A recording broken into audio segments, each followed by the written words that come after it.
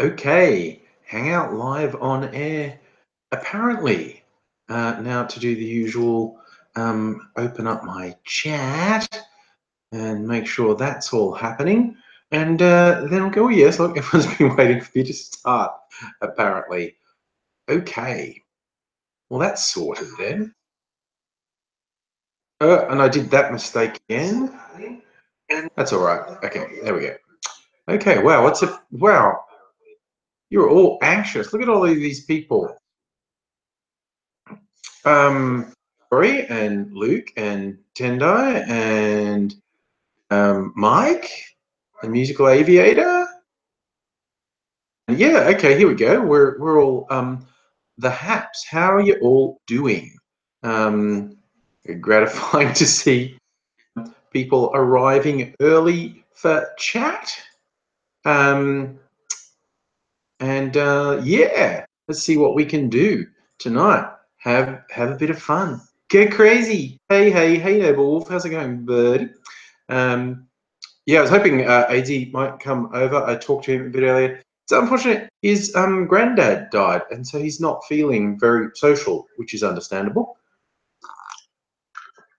But we might see him later in the week. But now, oh, Mike, quoting Kevin Bloody Wilson already, had an absolute cunt of a day. Geez, I hope it improves, my friend. Hello, Letter T.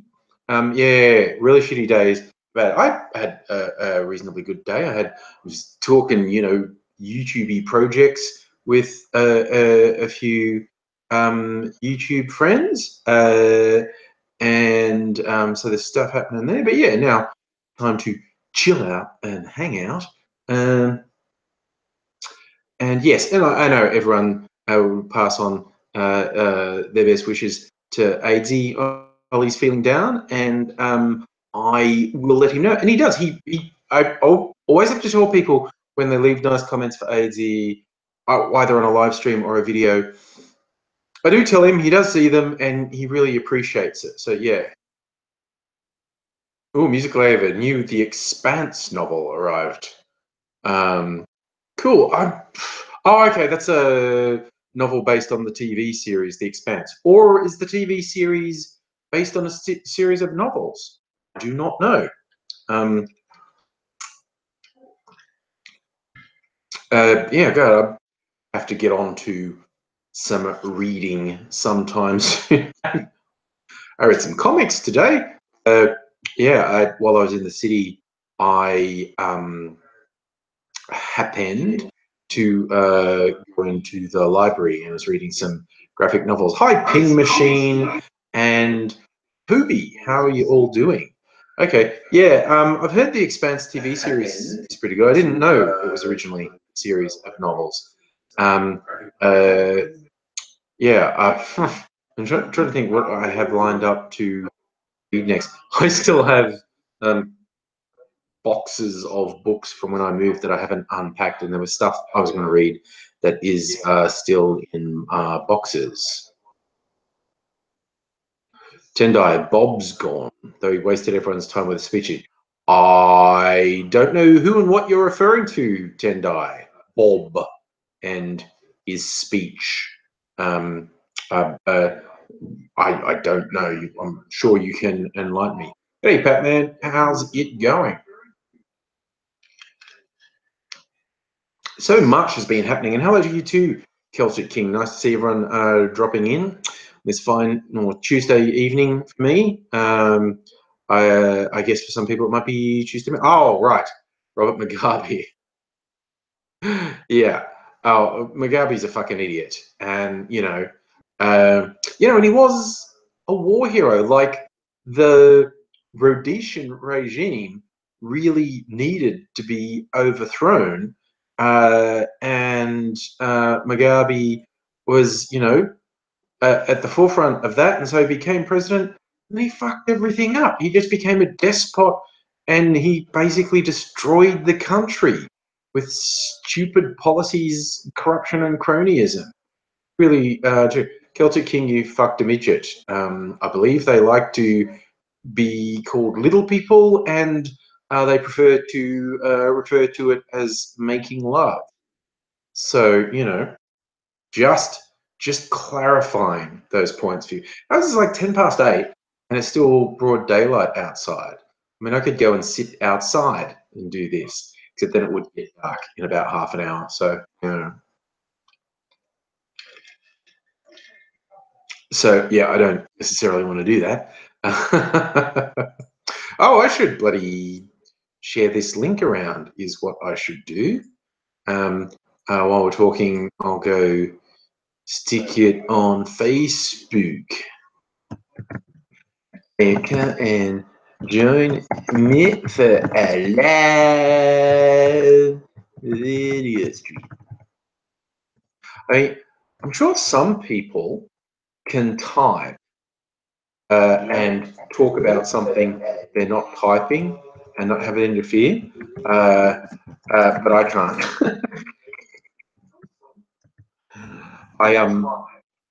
If I try to say something that I'm not typing, I can't do the typing correctly. My multitasking not that good. So, you know, we struggle with these things. You know, we do what we can. You know, struggling, carrying on. And someone sent me oh wait, ooh, that looks interesting. Someone sent me an argument by the looks of it.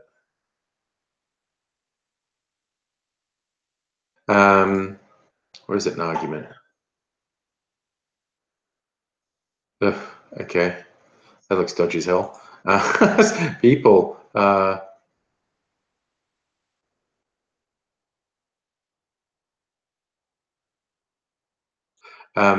Yes, no, someone trying to start me an argument, and I'm staying out of it.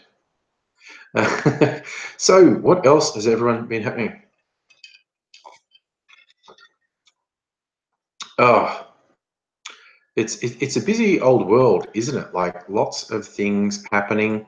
It's hard to keep up with everything.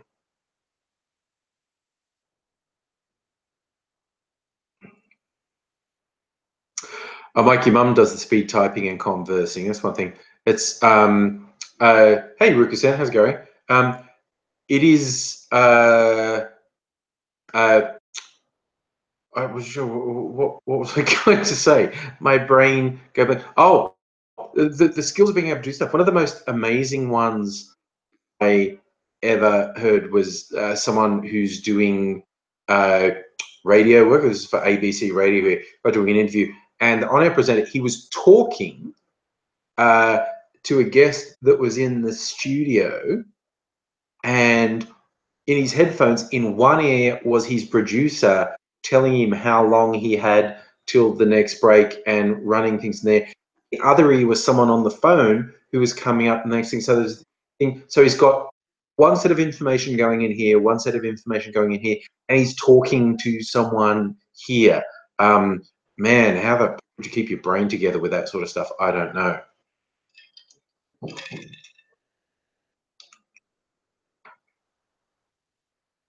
Oh dear, Joe. No, you don't want trauma when you're drinking. Drinking and trauma should be separated, as far as I'm concerned. Ken, what's up with you, my man?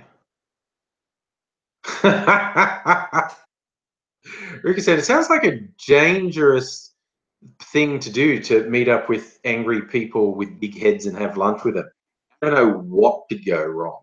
And hey, Caleb, how you doing? You can test how well you can detach your ability to speak from your brain. Do one of those speech jammer apps. Get a speech jammer app on your phone and wear headphones and turn it up a bit. And what it does is it plays back to you what you're saying with a delay, and it really does your head in. Like at first, I thought I was just good at talking crap because I try once, had the headphones in, and I'm going blah blah blah blah. Oh, this isn't difficult at all. And I don't know, for some reason I turned the volume up, and you turn the volume up to a certain level and you can't ignore it. And suddenly I couldn't keep up sentences because I was trying to form a sentence, and when I was halfway through the sentence, it started playing back into my ears quite loud. So my brain was then trying to process what I was hearing, but I was hearing me, and so I'd blah, blah, blah, blah. It's a fun experiment to see if you can use a space jammer.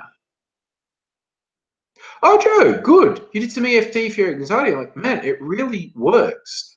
Like I've often said to people suffering from clinical depression or anxiety or other mental health issues, things like EFT can help you. I wouldn't recommend ditching everything else and just doing EFT. There's usually some sort of combination of, you know, like counseling, therapy, techniques like EFT, and medication in many cases, if medication is something that's going to be helpful to you. But it's a good tool to have in your arsenal. And if something suddenly rears up on you, knowing how to do the EFT can be really helpful. Yes, EFT, electronic funds transfer, or emotional freedom techniques. Jude Maris was just commenting, it's almost the middle of summer here. It's going to, days are going to get a bit longer for a little while yet. But yes, it's 8:15 p.m. and it's still quite bright sunlight out there. So,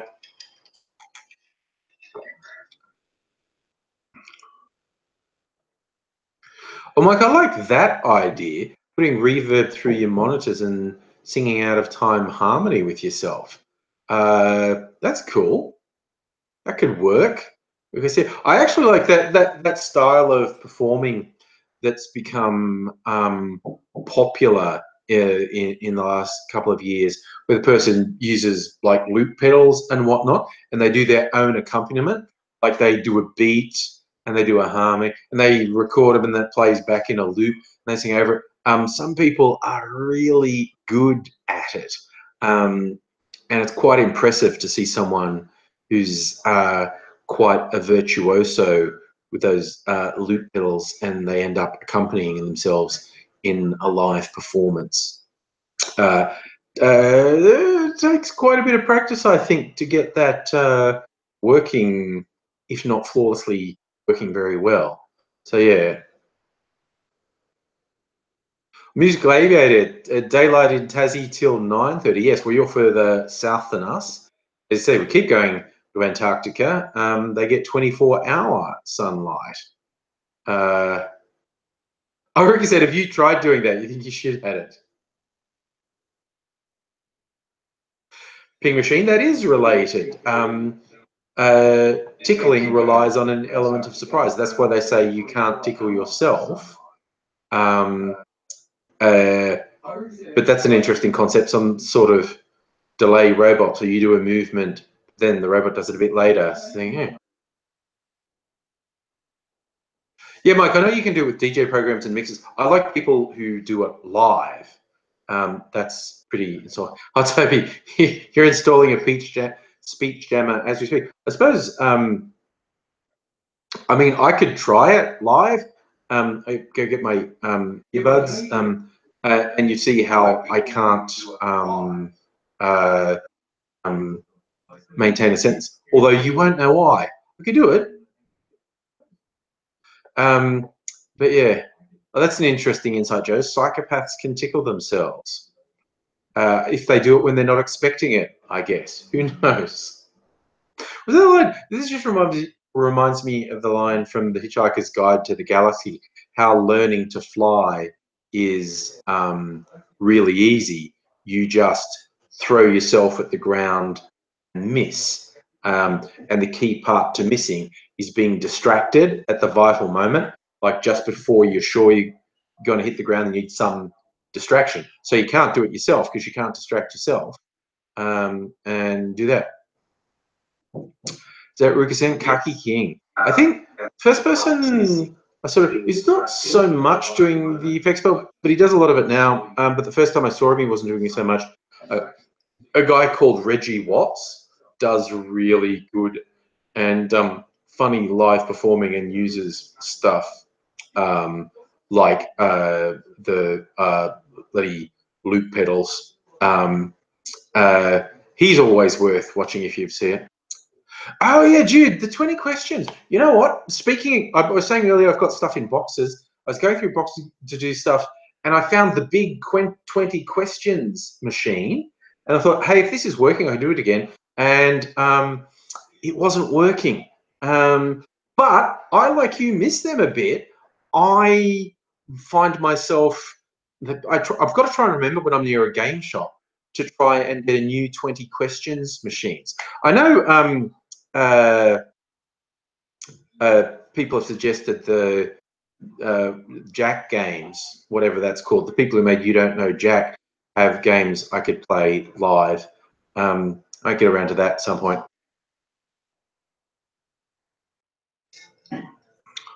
The first time I saw Reggie Watts was years ago at this event YouTube did in San Francisco. They called YouTube Live, and I've got a video of it on my YouTube channel. Really old, I think a 10-year-old video. I don't know.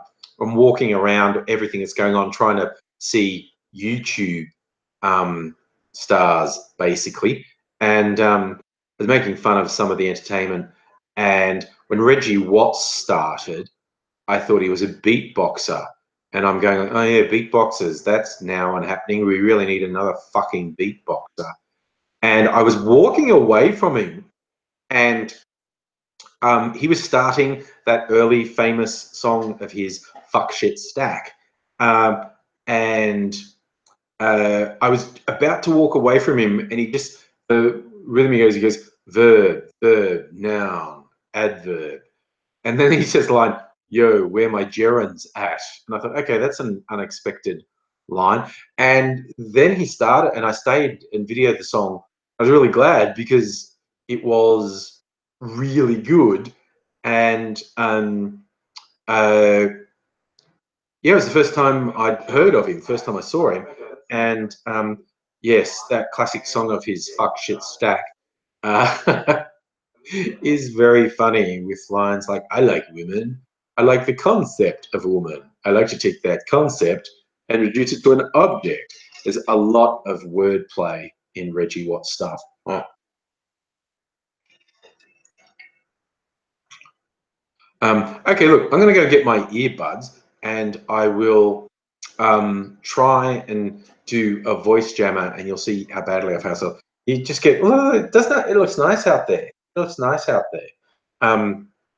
You can look at the nice outdoors for like 30 seconds while I run off and get my earbuds. I won't be long.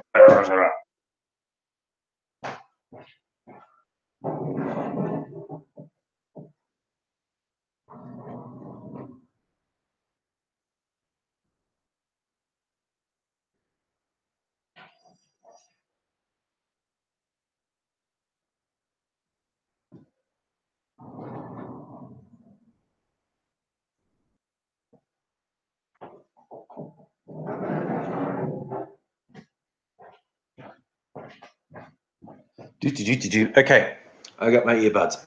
I'm back. Yeah, I did see that. The alt-right females are upset. Like, why can't this movement just be racist? Why does it have to be racist? Yeah, who knew reactionary bigots would be reactionary bigots about more than one thing? Mind you, there are some alt-right women who really like the regressive sort of women should be under the thumb of the man and in the home. So where's my, there it is. No, that's not it. That isn't it at all. Jammer. I've got my speech jammer happening. So you've got the options of how long the delay is and how loud it is. So I'll start. Yes, you do need to access the microphone. See, okay, at first, it's not very loud, and I can keep talking. This is running. I'm hearing myself a little bit. That's popped up an ad. I suppose I'm meant to. No, stop it. Okay, so I don't know if a longer delay makes it harder. Okay, no, maybe I have to stop and, okay, start again with a longer. Okay, so I've started again with a longer delay. That's actually a little bit more distracting, but I can still talk because it's not that loud. So I'll turn it up Okay, now trying to read the thing. Now, 4 and 7 years ago, we hold these truths to be the see, that's I got as far as I got, and it's I can't even tell you that I can't speak because I can't speak, and closing my eyes helped a little for some reason. Wow, this gets worse and worse and worse. You wouldn't want to be drunk. You really wouldn't want to be drunk. Okay, I'm going to go with a slightly shorter delay and see if that's easier or harder. I'm starting it again with a little speech delay. It's a tiny delay. I'm hearing myself a second delay. This is a little bit easier. The longer delay is harder. The longer delay was more confusing.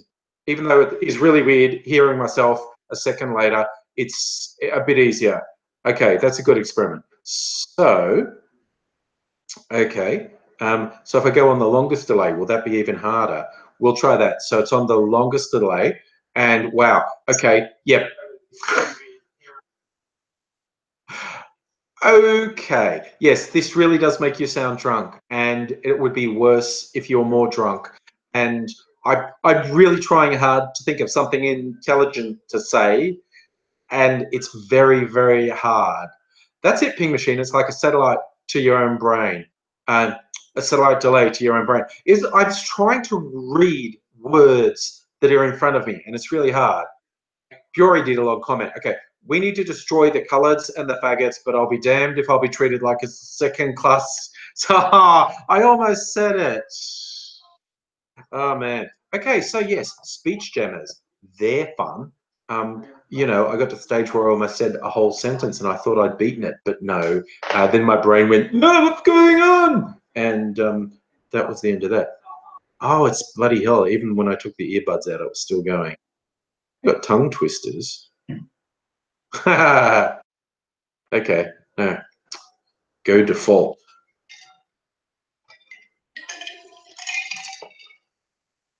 Darren Knight. You mean go default on the speech jammer? I think I worked out that longer delays are harder for me.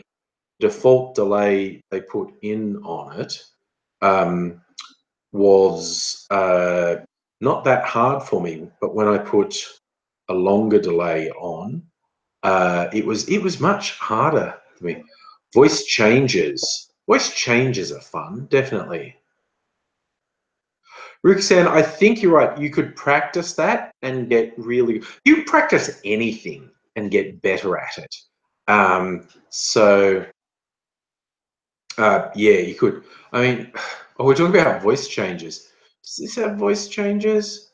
I don't know. What do I have in the control room?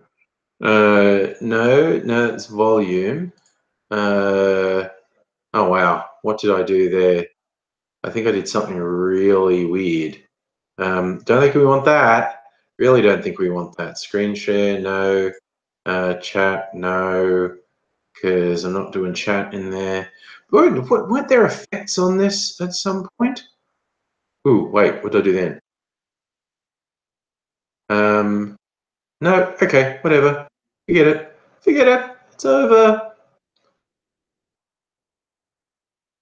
Biori, I'm completely okay with when quoting someone, use the actual language that they used. And I agree with you.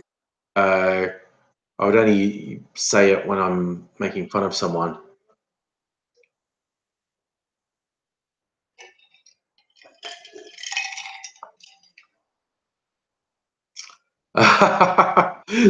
Now that's an interesting topic of conversation. Tendai, did you hear about EA losing 3 billion because of Battlefront 2? Well, okay, EA did not lose 3 billion. Their share price went down, which will only be temporary. And on paper, they lost value, the company. And in case you didn't hear about that, what that was is EA's new Star Wars game, Battlefront 2, was a steaming pile of shit, apparently. And they built the thing that you could only do well in the game if you kept paying, like if you bought power-ups. And everyone rightly called bullshit. And it wasn't even loot boxes, I don't think, Ping Machine. It was straight up, to get certain characters, you have to buy them. And if you have those characters in a multiplayer, you'll beat everyone else in the multiplayer because they're overpowered. So it was basically you couldn't play the game properly unless you kept paying and paying. And if you didn't pay and pay, you didn't get all the features of the game. And everyone rightly called bullshit on it. And so EA ended up backing down because of the backlash. Nintendo saying they're raking in 800 million from Ultimate Team game mode in their FIFA game. See, I don't even know what that is. I play very few video games because they take up too much time because they're too much fun, and I have other things to do. I was playing Grand Theft Auto 5 today. I am booked on Grand Theft Auto 5. It's pretty goddamn good. It's a lot of fun. And I do it.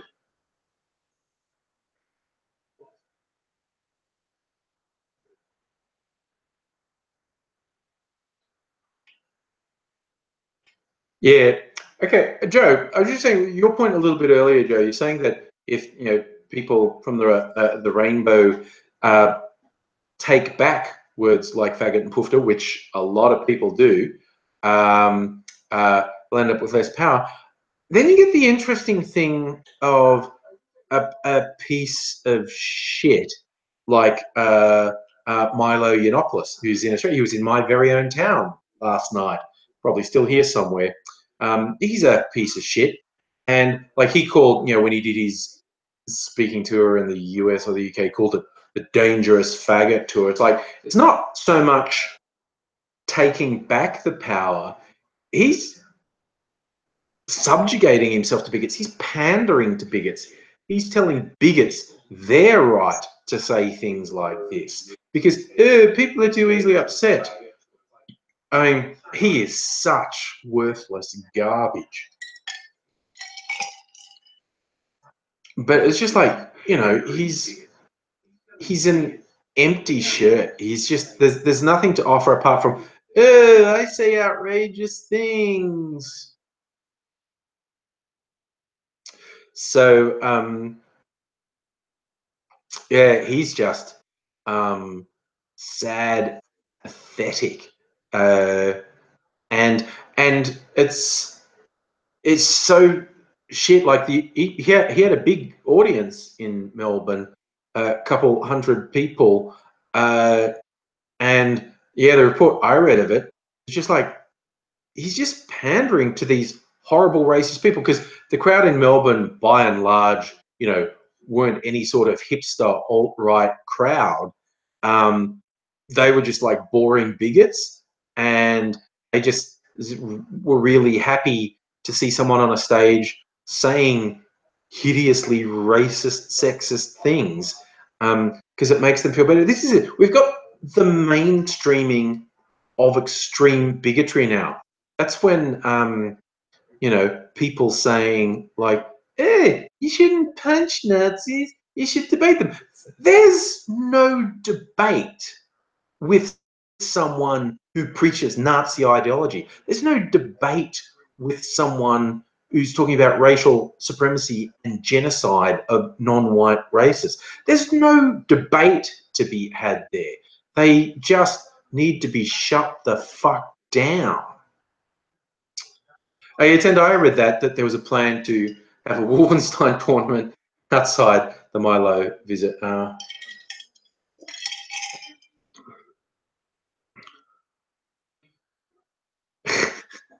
I've heard that saying before. Rukusen wouldn't fuck him with someone else's dick. Would you fuck him with a cactus? I was just thinking of like Lucille from The Walking Dead, barbed wire wrapped baseball bat.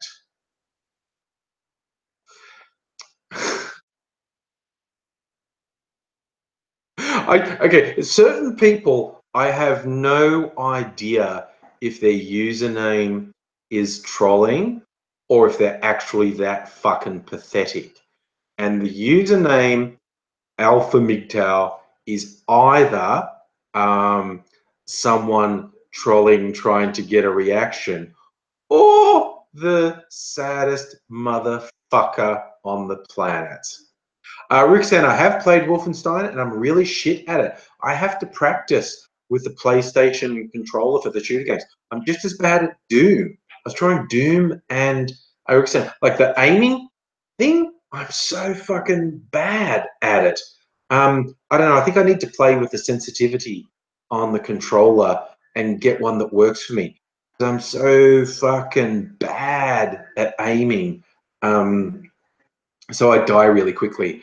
So I think I've maybe got to practice on the games on a really easy setting and get more used to it and get the rhythm happening and get the aiming and shooting. I'm so bad at GTA 5's better. Even then, though, with the shooting and stuff, I have trouble. Although I've much more got in. I played it for a few hours and much more got into the swing of how to successfully shoot things. Sandman, what's MGTOW? It's men grabbing their own willies. No, wait. I'm all for that. It is a separatist male group that thinks women are bad, and the initials is men going their own way. And okay, here's the funny thing. In and of itself, if you think that there's something wrong with your relationships with women and you need to work yourself out and get some bit of self-determination happening, that makes sense to me. That works it out. But you get this really weird, sad shit with these MGTOWs. Just they want to have sex with women, but they say all these really hateful things to women, and then they wonder why they can't have sex with women when they just have this ridiculous, hateful mentality. It's really sad, basically. There's anything about men's rights activism, MRAs. Look, men do face issues in this world that women not only don't face, I think often just don't understand. And there are some things that are easier to talk about with other men, that you're more likely to get somewhere with. You're going to get some improvement if you talk to other men as opposed to women, and men should have time together. But to say that women are causing all your problems is so fucking sad. Thank you for the suggestion, Mike. If everyone hits the like button now, we'll see if we can fool the algorithm in real time. And that might send a lot of likes out. And I don't know. I think they actually have a live now feed on YouTube. Maybe I'll get on that. Who knows? Yeah, Biori, that's basically the mentality with a lot of these saddos. I'm going celibate because women don't want to fuck. Oh my God, the really sick, dangerous ones on Reddit, the incels, the involuntary celibates, who are insane. If you ever want to do your head in and see just how bad people can get, just do a Google search on incels, INCL, involuntary celibates. Their subreddit got shut down, but there'll be a lot of stuff archived and there'll be a lot of extracts from it. Fucking, you know, they're mass shooters waiting to happen. And there has been at least one mass shooter in the US who was one of them, who was directly inspired by this mentality of it's all women are bitches and they only fuck jocks and whatnot. It's really fucked up. Oh, Ping Machine. If just the name is doing your head in involuntary celibate, if you actually looked up some of the stuff they write, like they're insane. They're detached from reality. The things they say make no sense at all. And yes, Acronis, they're misogynists but they're like hyper misogynists. There's something really deranged about them. Oh, my lovely Dane, I am so sad you had run-ins with them because they're truly awful. They are a classic example of the worst that humanity can be. Oh yes, Ping Machine, we all have droughts, and yes, most of us don't go shooting people as a result. But these groups, they're like fucking extremist hate groups, and they're breeding extremism, and they're encouraging extreme behavior. And like I said, there's at least one mass shooter in the US who was directly inspired by them. And they talk all the time about being violent. And, you know, it's only a matter of time until they set off another fucking shooter. You're right, my lovely John. Textbook definition of someone who needs to get their PP wet. This is what I try to say if I feel there's any chance of reaching, and this is whether they're the incels or MRAs or bloody pickup artists or any of these things, it's like, dude, if your goal is to have significant relations with the female, you need to dump this shit because you are never further away from scoring a route than when you're doing this shit, because it's literally, as the dictionary definition of repulsive, you are repulsing people when you do this, so you are never going to attract a person, so you need to not do that. Dude, Maris, if they're not fucking women, how are they breeding? Well, they're sort of screwed up. Acronis, that is a completely legitimate to say. Focus on being the best possible version of yourself as a man before focusing on women. Again, there's the whole thing about getting some sense of self-determination and, in fact, not even defining yourself in terms of relationships or lack thereof. That makes perfect sense. But, you know, turning that into this insane hate thing is thing. Yeah. I don't think you breed these MRAs and incels and whatnot. I think they're a product of a broken environment, basically. They're just, you know, I think they stagnate in a swamp. They're not born. Honestly, yeah, look, get stronger mentally, physically, sort your life out. These are all good things. My lovely dame, I would agree with you that if they're heterosexual, they need a girlfriend. But it's almost a chicken and an egg. How are you going to get a girlfriend if all you do is spout hate for women? And yes, how will you stop spouting hate for women if you don't have a girlfriend that makes it clear to you that you were doing the wrong thing? So, bit of a vicious cycle, but Tendai, they're way less fun than Shrek. So much less fun than Shrek. I think in many cases their genitals are the same color as Shrek and probably all warty like Shrek as well. Yeah. I don't know, you know, we have turnover. You know, we've got a decent number of viewers and we're getting some turnover happening. Like, you know, we have a conversation. And our conversation wanders. So I love it when someone comes in, they're not that used to these live streams, and they go, "Well, what have you been talking about?" Just going, we talk about everything and anything.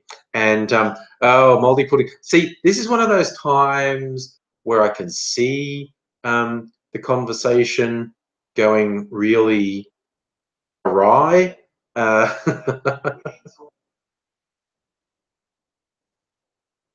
Oh, ping machine, I like thing. In history, there were scientists that tried to explain slaves wanting to escape slavery as a sort of illness. They called it drapetomania. Okay, cool. And here's the thing: lots of stuff's been done in the name of science in the past, and honestly, presently.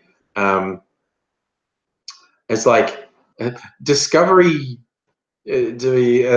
Knowledge is like a continuum. It's not a thing like da da da. All knowledge has happened now. Everyone can stop thinking and stop researching, stop doing anything new because there's nothing new. We know everything. You know, our world, our environment's not stable, not stagnant. So stuff that we think is fixed often isn't. Yes, you're right, my lovely dame. There was the thought that if women were horny, it was a sort of mental illness. That's where the term hysteria comes from. It's a general mental illness of women. But I mean, it's you know the people who came up with this. They were trying to justify something in themselves. Someone saying a slave trying to escape is somehow a mental illness. Is someone just trying to justify owning slaves? Dumping on women is guys who feel inadequate around women. You know, saying certain races are more prone to crime or naturally less intelligent or blah, blah, blah, while ignoring all the cultural factors that create differences is a racist person trying to cover for the fact they're racist. Ping machine invention of the vibrator because doctor's arms were tied.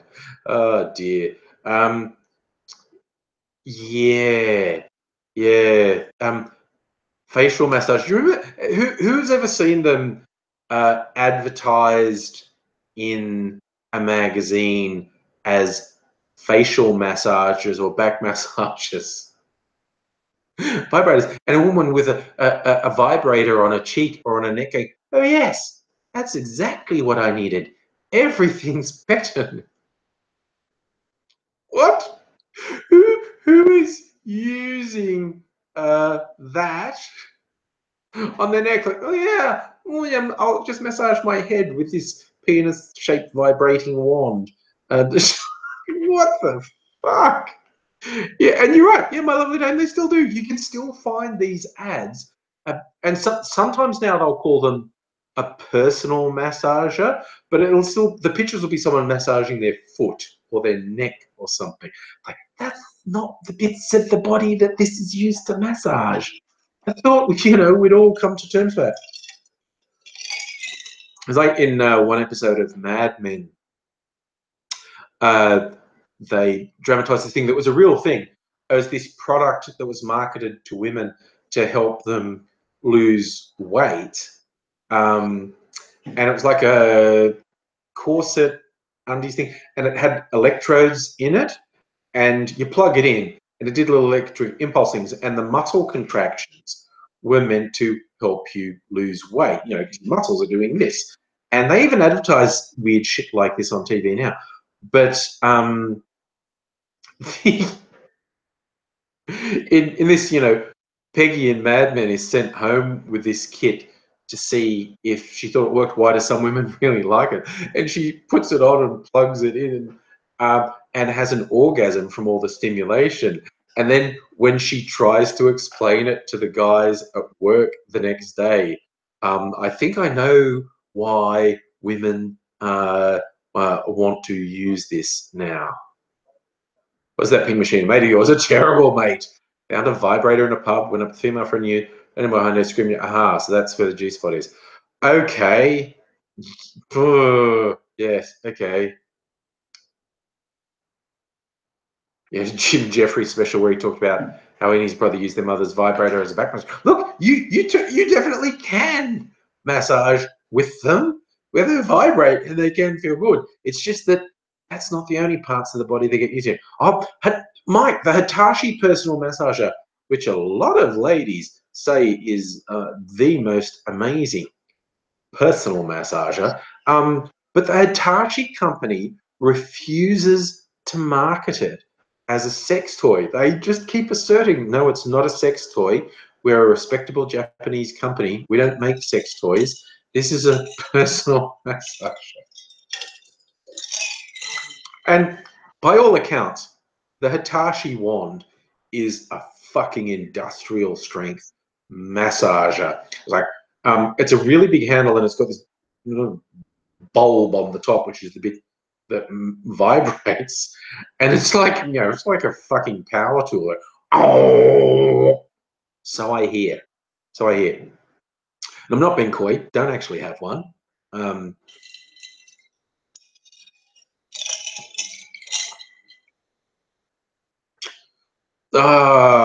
See, Toby, that's awkward. You and your mate walking in on his mum using a massager. Oh dear. That's what it is. My love of the game. It's a very personal massager. And you're right, Ping Machine. It's loud. It's got a really strong motor. The Hitachi, because it's not a battery powered one. The Hitachi plugs into mains. To make that motor go, you plug into the fucking mains, and it's like, from what I've been told. From what I've been told. And again, I'm not being coy. Don't actually have one. So, but many people I know do, and I have been told it is both powerful and it is a little bit loud too. Because it's a really powerful motor in that. You're right, my love and Jane. It is expensive. Also a key reason why I don't have one. Hey, let's look it up while we're talking. How much do they sell for? The Hitachi Magic Wand. Oh my God. Oh, they do a cordless one now. It's probably not as strong. My gosh. And they're just calling it a personal massager. But the picture on the website, I swear, the woman is looking at that massager with love. Oh, and they're selling, okay. No, this is the Hitachi. I don't know if this is the Hitachi company site, because I searched on it and what came up was called hitachimassager.com.au. It might not be the actual Hitachi company site. It might be a reseller, because they're actually selling blatant sex toy attachments. Oh, come on, I was just trying to work out how much it costs. Why is it so hard to see the why?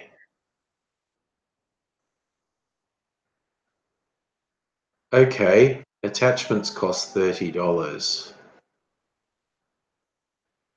This you reckon there'd be a great big buy me now post? Okay, it's over $100, so $120, marked down from 140. So yes, it's a little bit pricey. Not saying that's the only reason I don't have one, but I look for they're a little bit pricey.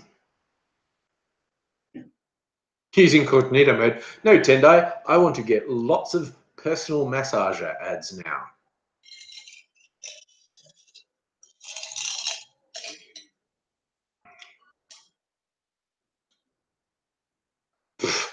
I don't know, difficult explanations.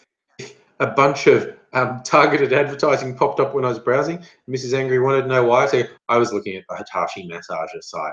Okay, it's as simple as that. Oh God, machine, the Sibian, right? Yeah, no, a Rodeo trainer. You can do that with them. Yeah, some of that stuff is weird as hell. Yeah. Does Facebook advertise personal massages? Look, I'm going to screw up my Facebook browsing for ages. I'm now going to search on Facebook for personal massager and see what comes. I'm just going to ruin. Yep. They come up. The magic wand. Oh, Walmart. Why am I getting ads for Walmart? I'm in Australia.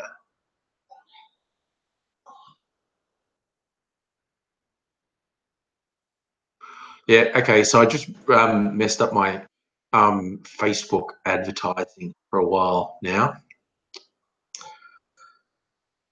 So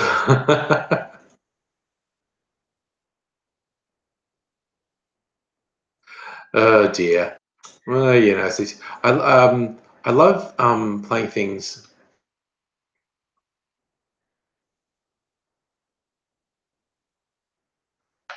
Oh yeah, Mike, that's the whole thing. People email your website saying they don't like you advertising sex toys or online gambling, and you tell them the ads are user targeted. I saw a variant of that on Twitter once, where someone was complaining about, oh, look at what, you know, came up in the Google search results when I searched on a totally innocent topic. And everyone pointed out, dude, that's based on your personal search history. Those ads for gay porn only came up because of your search history. Oh yes, Luke, we've got local Amazon here as well, which by all accounts, the launch was a bit of a damp squib.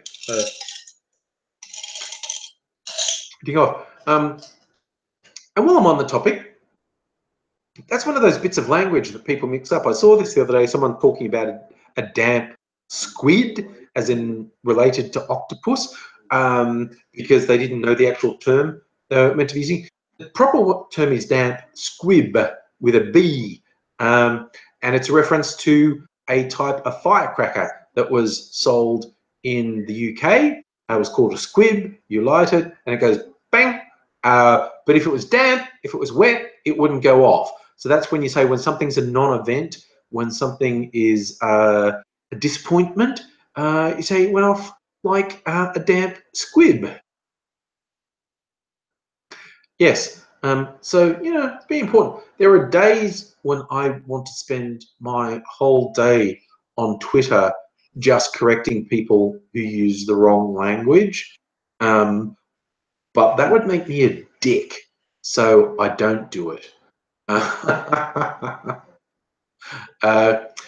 it's tempting because when people use language incorrectly, it really annoys me. So, you know, personal pet hate. So yeah, it's a bit of a thing. So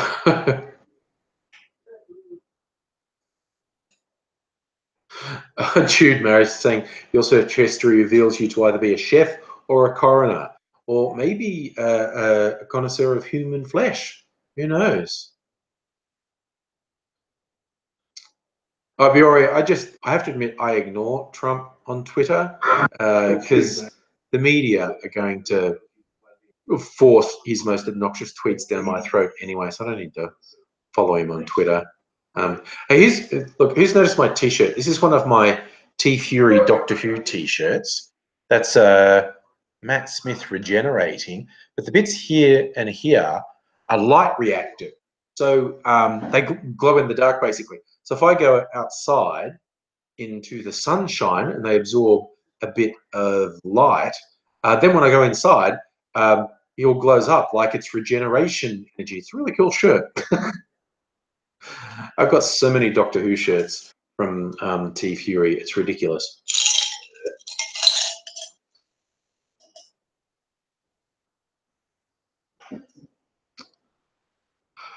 Today, yeah, Trump saying the FBI's reputation is ruined. No, the FBI's reputation is going to be pretty solid when charges get laid against his entire fucking administration. That's, you know, it's like he who laughs laughs loudest, longest.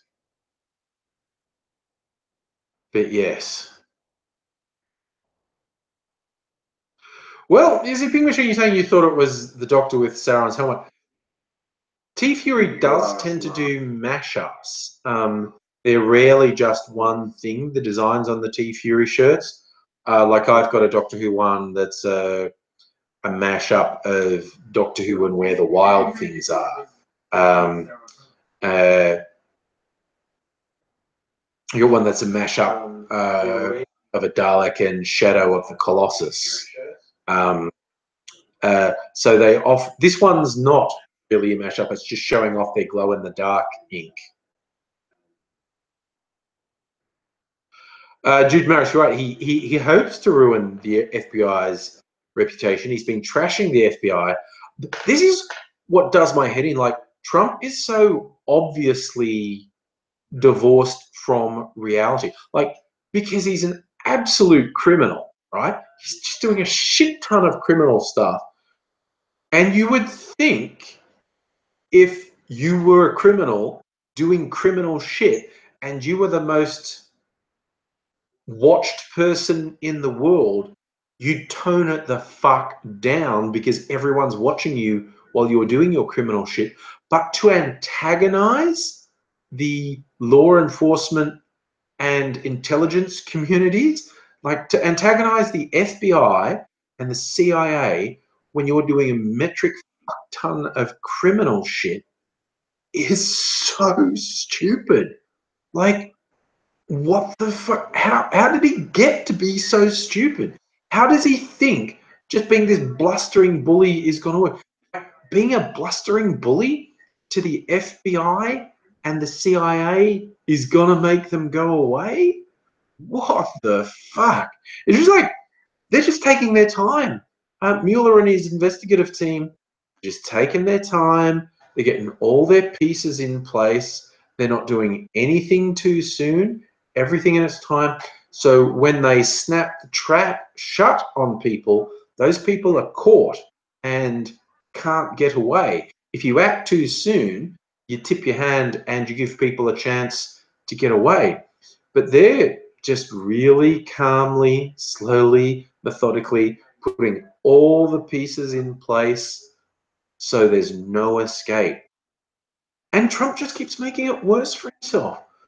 Why the fuck would you antagonize the people who are investigating you? It's insane. Oh yeah, lovely, Dan. I think you're right. Trump has completely believed his own hype. Like, really fucking stupid people. People willingly were duped by Trump. It's like they knew he was lying, but he was saying the lies they wanted to hear. And so they went along with it. And it didn't bother them that Trump was lying.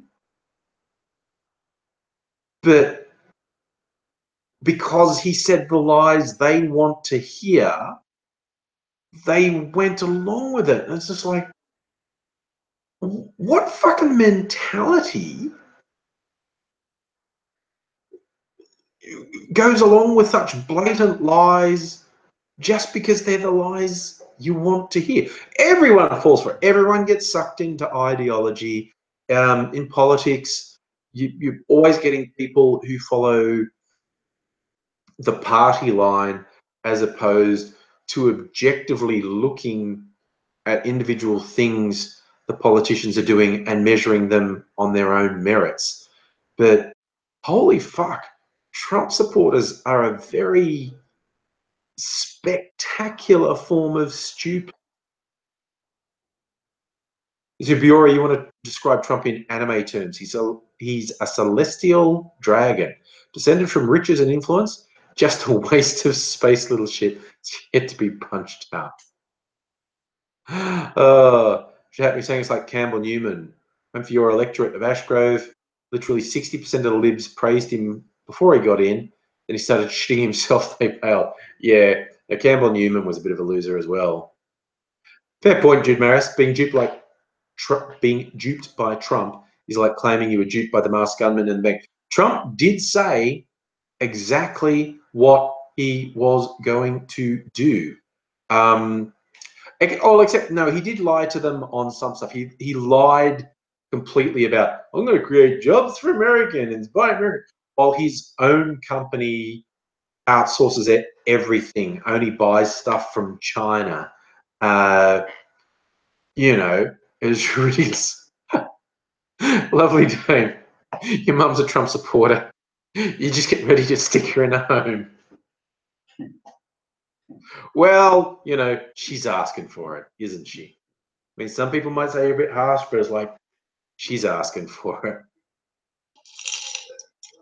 Here's the thing, like when I rag on Trump supporters, I don't mean just Republicans. I don't even just mean people who voted for him in the presidential election. Some people just vote along party lines no matter what. I'm pretty sickened by Republicans who supported him just to get power.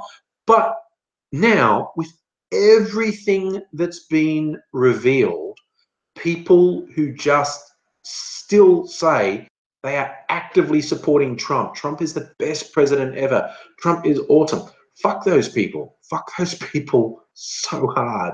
There's no defense for that. And the worst of them all, the absolute worst of them all, are the Christians, particularly evangelicals. People who talk about Trump pushing a Christian view. It's like, no, he doesn't. He is the opposite of a Christian. For you to say he's Christian is absolutely despicable. That is worship of power over any sort of truth. Ping Machine, you hit on something there. People do hate being wrong, and sometimes people will double down. When you prove that they're wrong, they'll actually dig their heels in harder. It's a corollary of the Dunning-Kruger effect, where stupid people are too stupid to know how stupid they are. Things like climate change deniers, when you present them with irrefutable proof, a lot of them just dig their heels in harder. So logic and reality don't matter to them. They're blinded by ideology. And when you show them something that completely contradicts their worldview, they don't go, well, that's interesting. I learned something. They actually just dig their heels in harder. Well, I think it's some people in Western civilizations who naturally lean towards fascism. So why was royalty the defining of government for so long, and why are there still some controlling royalties? Why do we get dictatorships still? Because there is actually something comforting in someone with a strong hand is looking after everything. It's fucked, but there's this comforting element of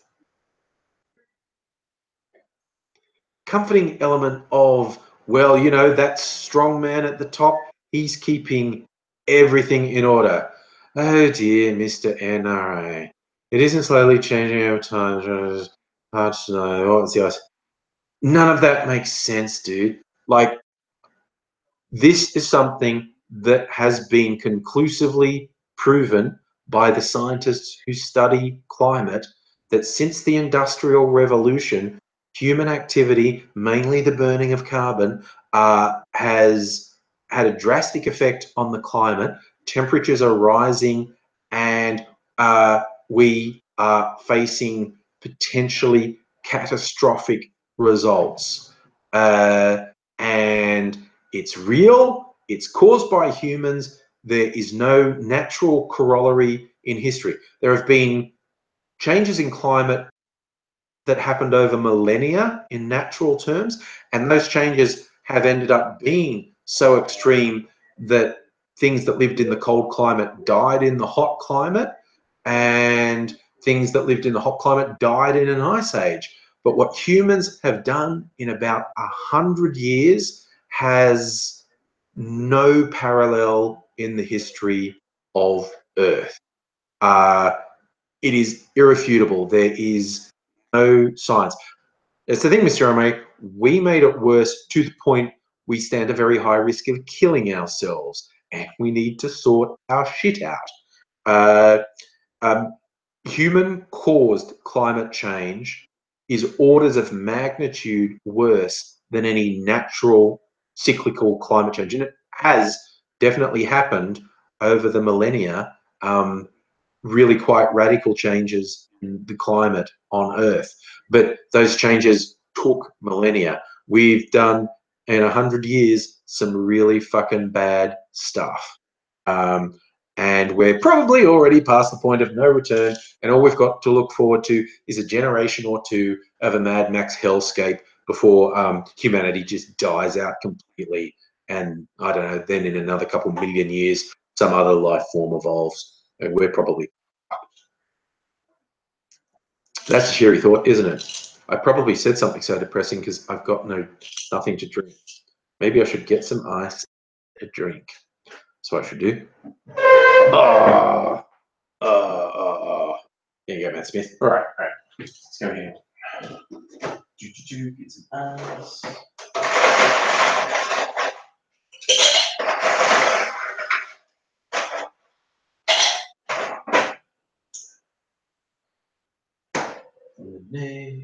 I'll just do this. Make something simple. Ugh. Wah, wah, wah.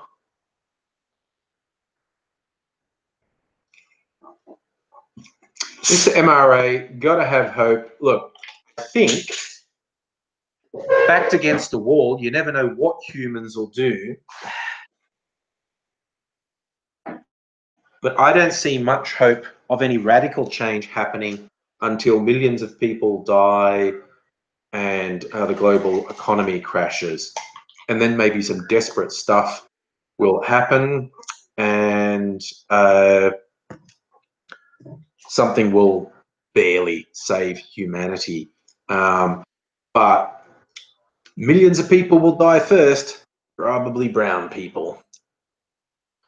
I'm gonna make a lemony drink with my absinthe. I haven't had any absinthe for a little while. Ugh. My lovely dame. All right. Yeah. You also got to worry when people in charge of policy are evangelical Christians, because they'll say crazy shit about actually wanting Armageddon, or humans can't change the earth, only God can. So they will ignore all the bad shit that's happening because they say it's all in God's power. If something bad happens, it's because God wanted it to, which is some of the most fucked up shit imaginable.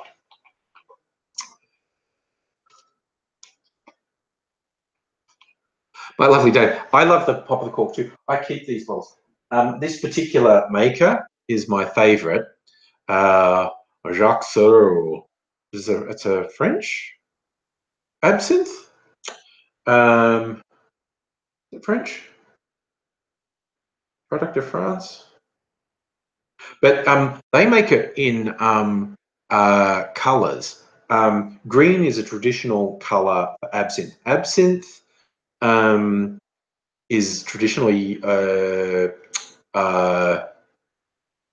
high alcohol spirit, between 40 and 80%, depending who makes it. And these guys make a pretty serious one. They their green one is 70% alcohol. This red one is the next one. It's 75% alcohol. There's a blue one, which I've had before, which is 80% alcohol. And then there's the black one, which is 85% alcohol. I think I've decided red's my favorite color because look, I made a lemony one. It looks orange. It looks orange on the screen. In real life, it's more pink, but There's another thing with absinthe is it goes cloudy when you mix it with another liquid. It's an effect called lushing. And what does it taste like, Toby? It's an aniseed-based taste, which means it tastes like licorice and very herbs and licorice, basically. Shatma, can't you say back the word of people is the word of God? Well, maybe. Oh, my lovely Dame, my favourite one. You're talking about an 85% can clean wounds. There's this stuff called spiritus, a Polish rectified spirit. It's 95% alcohol. That's basically the most alcohol you can retain in a liquid form. Now, it's meant to be used as a base for tinctures and whatnot, like you steep herbs or fruit in it and use really small amounts in drink. But what I loved on the bottle of it, it's very hard to get in Australia. The AMA tried to ban it because there were a couple of deaths from alcohol poisoning, teenagers being stupid fucking teenagers and doing shots of it. When something's 95% alcohol, if you do shots, it's very easy to get alcohol poisoning. Oh, Mr. Monroe, you end up in hospital. You don't do that with spiritus. You, like I said, I've done it with herbs and with fruit, get a flavour and use a really small amount of it then, and you get both the flavour and the alcohol. But the bottle of the spiritus actually says like, as used in hospitals. And I was thinking, yeah, as a fucking disinfectant. Jesus. Oh, Mr. MRA, 7 years ago you got tricked. A mate said it was vodka. Your mate's a cunt. And this is the deaths that happened in Australia is because the person drinking it wasn't told what it was. Like, do a shot of vodka. They do like 3 or 4 shots in a row. That's plenty enough to kill you. Someone who does that as a joke is a piece of shit. Mr. MRA, if you're still friends with that guy, you tell him from me. AngryAussie says you're a cunt. Doing that to your mate, you're a fucking piece of shit. That is cunt act of the lowest order. It's really true. And Jude Morris, according to Jim Gaffigan, best time to do shots is never. I rarely do shots. I like cocktails. I went on a date night with Mrs. Angry last Saturday night to one of our favourite places we go to a few times. They do really nice food and they do good cocktails too. We have a cocktail with each course. We'll have a cocktail with our entree, and we'll order another one with our main, and we'll have one with dessert. And the guys are saying, love you guys. You have cocktails. There are very few people who come here and their evening is just around cocktails. People have a cocktail, but then they'll have wine or two. Mr. MRA, good move, removing him from your life. Like that, I'm not even joking. This is something I refuse to joke about. Look, if you want to drink alcohol, do it. Even if you want to get shit-faced, like, know what you're doing, maybe be with friends, and the same with drugs. But people who lie, people who trick someone into drinking high alcohol drinks, telling them it's low alcohol, people who slip drugs in someone without telling them, and lowest of the low. It's not funny. It's really fucking shit. Because if you want to be safe, you have to know what you're doing. But yes, it remains one of my favorite things. Something sold as a beverage, saying on the bottle, as used in hospitals, which can only mean as a disinfectant. That's not a recommendation for a beverage that you can use this in a hospital as a disinfectant. Yeah, you could. You really could. Oh, Mr. MRA, I tried it the first time I got it just to test, and I did this with AIDSy. I actually drank a little bit of it straight, and it's such high alcohol. Hold it in your mouth, like when it's sitting on my tongue. Your mouth is warm enough to make it vaporize because that high content alcohol vaporizes pretty quickly. Your mouth's warm enough to, you can feel it. I could feel it on my tongue. It's just tingling away. I could feel it vaporizing. Bad news. But used like as what's called a tincture, a base for a drink. And so you steep herbs or fruit in it, and you get a nice flavor, and because it's high alcohol, you only put a little bit of it in a drink, or even just, I mean, if you just want to get fucking shit faced, use it as a base in a punch, but really fucking dilute it. But again, it's that expensive in Australia, at least. Probably in Poland, no. But then again, vodka is also really cheap in Poland. But it's like, okay, it's 3 times stronger than vodka, but you can basically buy 3 bottles of vodka for the price of 1 of this thing of spirits. So yeah. Two notes. Is there an alcohol that tastes like someone's dissolved an aspirin in it? Probably one that's had an aspirin dissolved in it. What does aspirin taste like?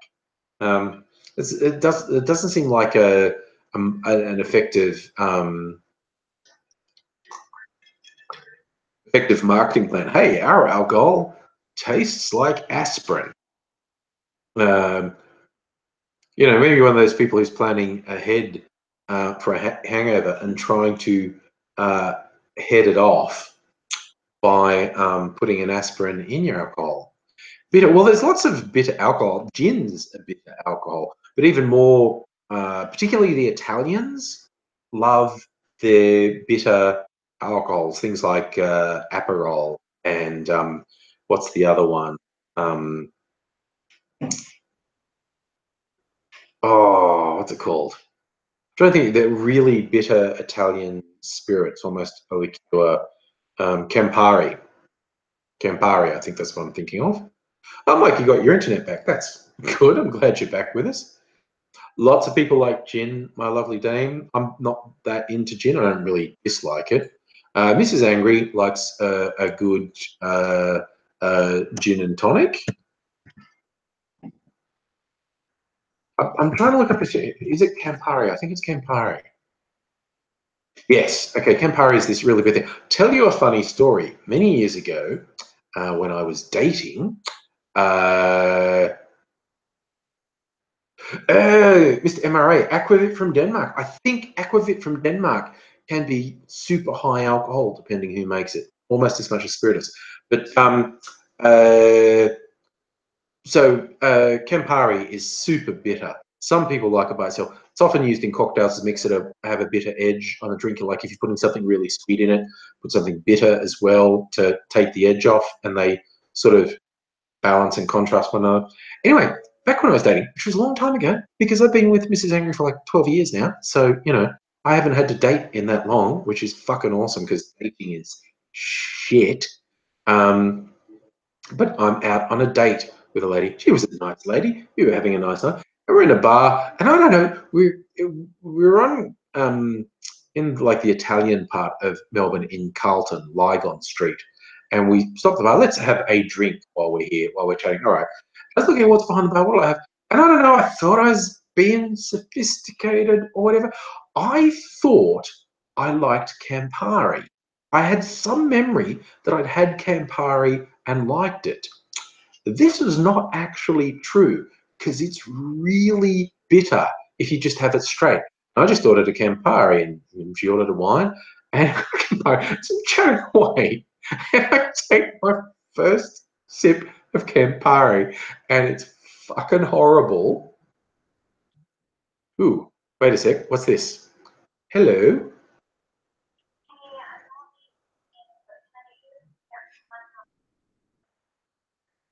I'm not really in a position to do that. Sorry. Hi.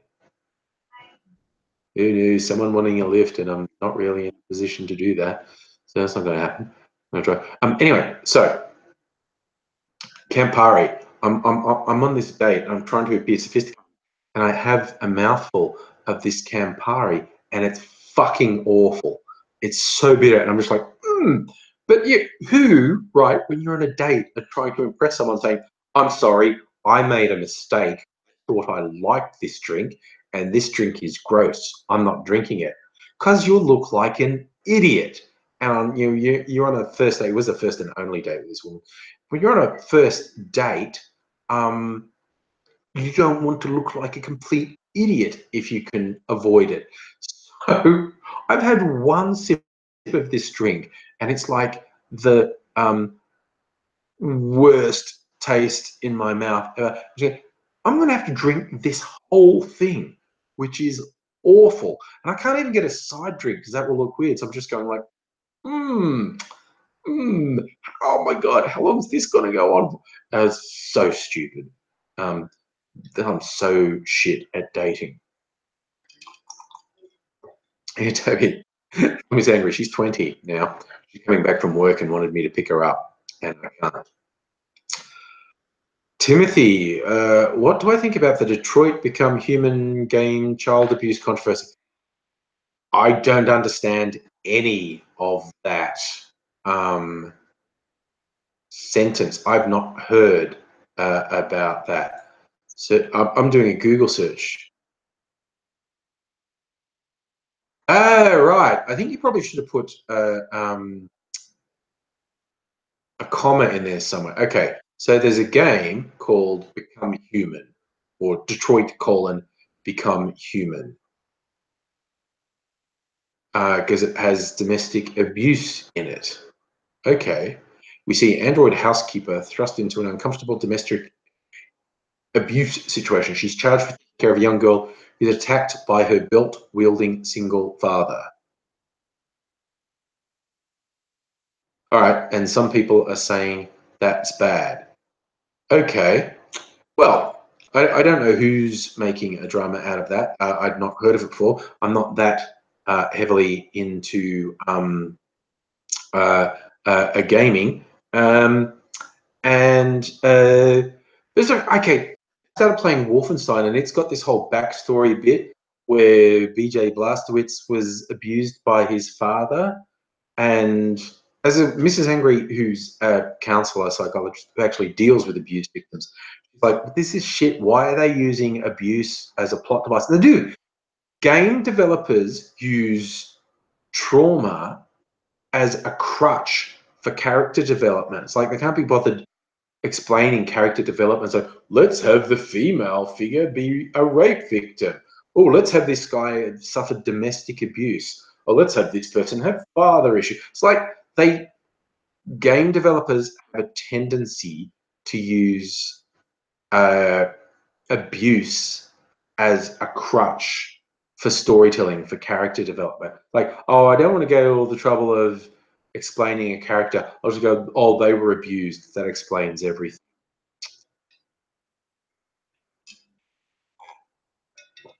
Tendo, you're saying BJ is the ancestor of the Doom Marine. They're made by the same people? Yeah, they are, aren't they? Because they're very similar games, the original Wolfenstein and Doom. And now I've got the new Wolfenstein and Doom. And as we were saying at the start of the thing, I'm really shit at them. They're on PlayStation 4, and I have not got the hang of the controller yet.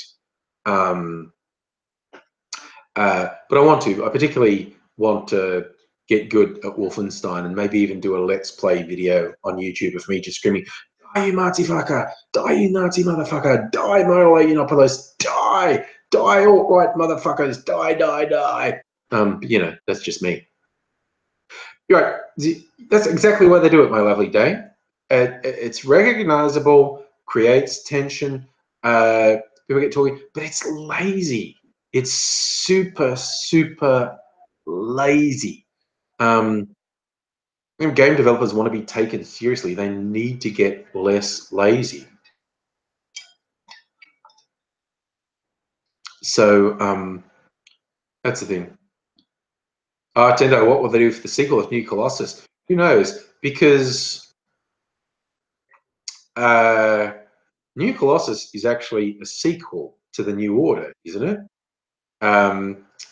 And again, all the Wolfenstein games are at least loosely connected. I don't know that they're all necessarily direct sequels, but they've got some sort of connection, don't they? Someone who's more into gaming than me would know that. Timothy, I might do it. I've often talked about doing angry gaming. But then, you know, people go, "Oh, you're just ripping off the angry video game nerd. Oh, you're just ripping off this streamer and whatnot." I don't know. It's like, okay, I was I was talking to some YouTube friends today, and we got into what's popular on YouTube and how reaction videos are a big thing, and I find them really fucking lame. But there's an audience for them. Like, so what the fuck do I know? Not much, apparently. And then we're joking about how like Logan Paul's a piece of shit, and it's literally, it's probably only a matter of time until he goes to jail on underage sex offences, because he seems very stupid and seems to have very poor judgment, and because a huge amount of his fan base is like under 14-year-old girls. So I feel like it's only a matter of time till he does something really stupid and goes to jail. Yep, I think we all agree to fuck the haters. This is why I've never really got into YouTube drama and things. But we started to joke about me doing a react to Logan Paul video, where I just go, I've never even heard of this Logan Paul guy, and he's one of those popular people on YouTube. I should, you know, I should watch one of his videos, and it would actually literally be the first time I watched one of his videos. I've seen little snippets, but I've never watched one of his videos in full. So if I did a react video, I would be reacting to watching one of his videos first. Yeah, lovely name. Who is Logan Paul? He's very popular at being young and stupid. I don't know.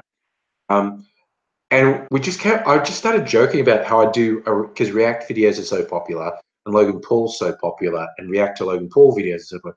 I just go on where I watched it, and I just go on a really angry rant, like, who the fuck is it? What the fuck is, what is this shit? Man, am I gonna have to go over to Los Angeles and fucking smack some sense into this boy? Is that what's gonna happen? Am I gonna fuck this boy's shit up? And see if I can antagonize Logan Paul fans.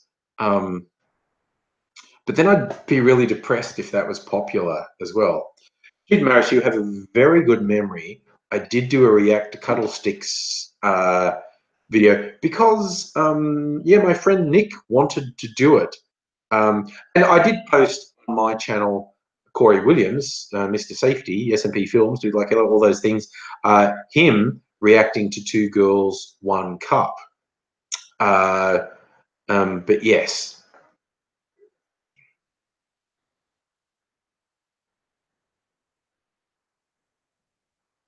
Look, Joe, I'm with you. I would lose interest in me doing React videos, maybe as an occasional thing.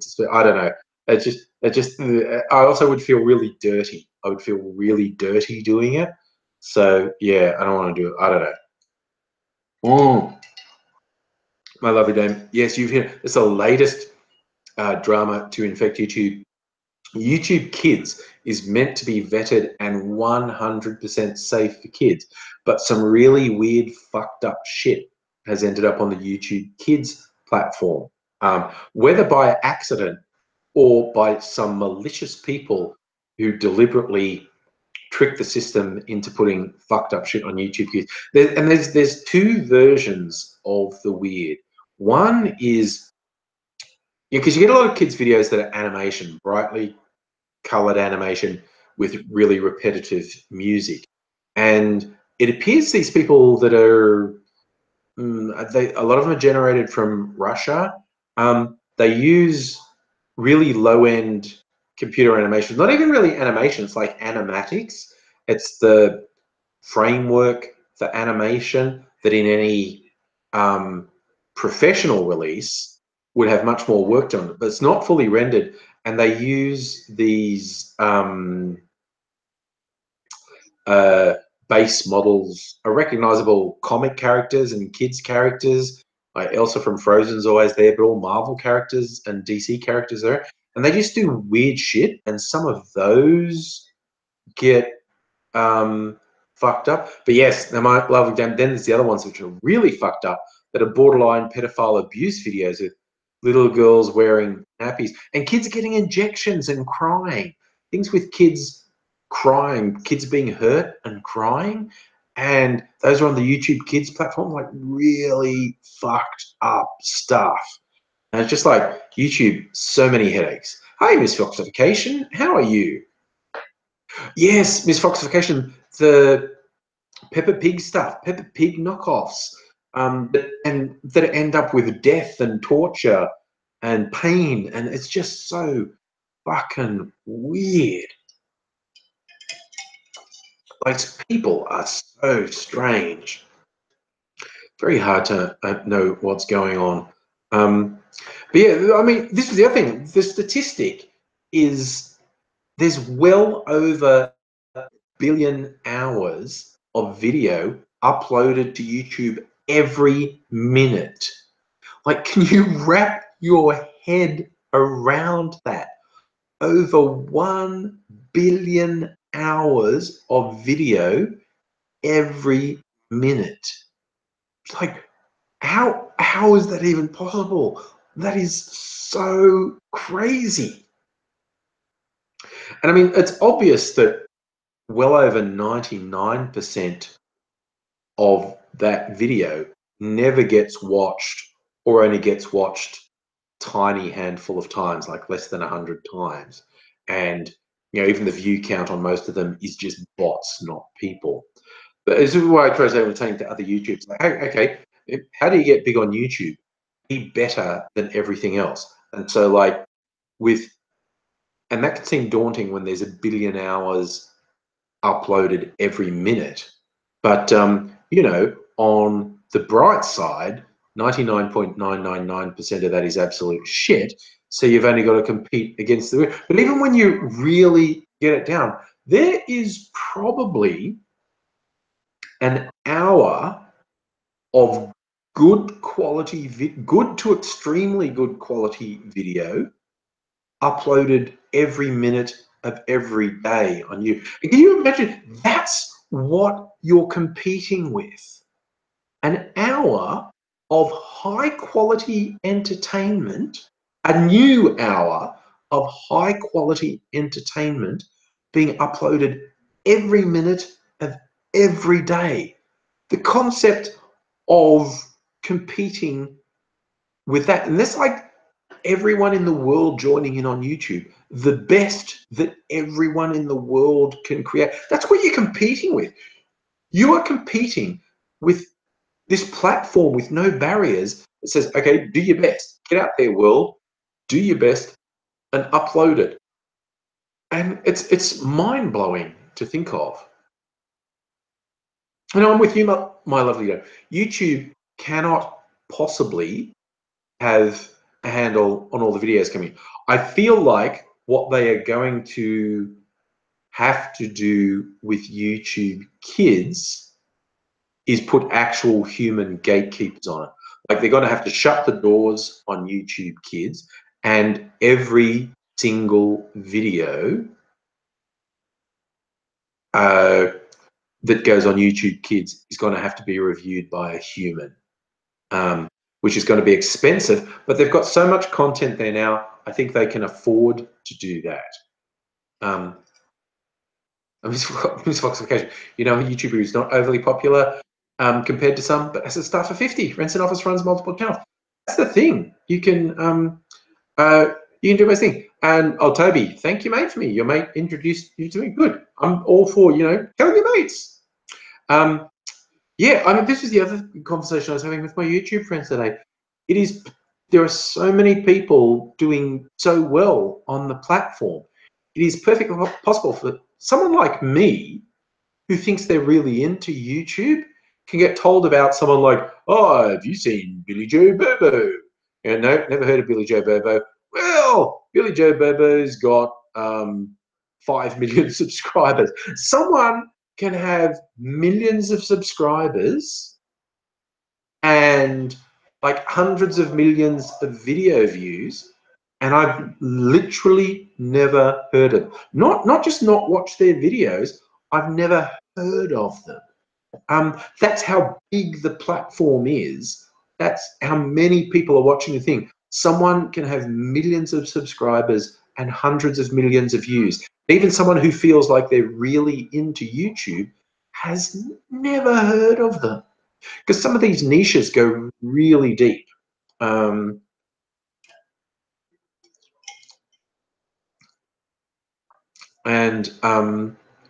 There's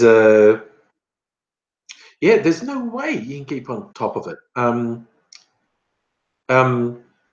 It's oh, my lovely dame. See, here's the thing. I do know of Jacksepticeye. I think I have never watched one of his videos. I have heard his name, and I know he's super popular. He's got 17 million subscribers, as you say, but I don't think I've ever watched one of his videos. I'm aware of his existence, though. But again, people can just throw channels out there, and I've never heard the name. And these people are super popular, have millions of hardcore fans. Never heard of them. I was like, but so some people don't like this phrase, but I think it does sum up YouTube.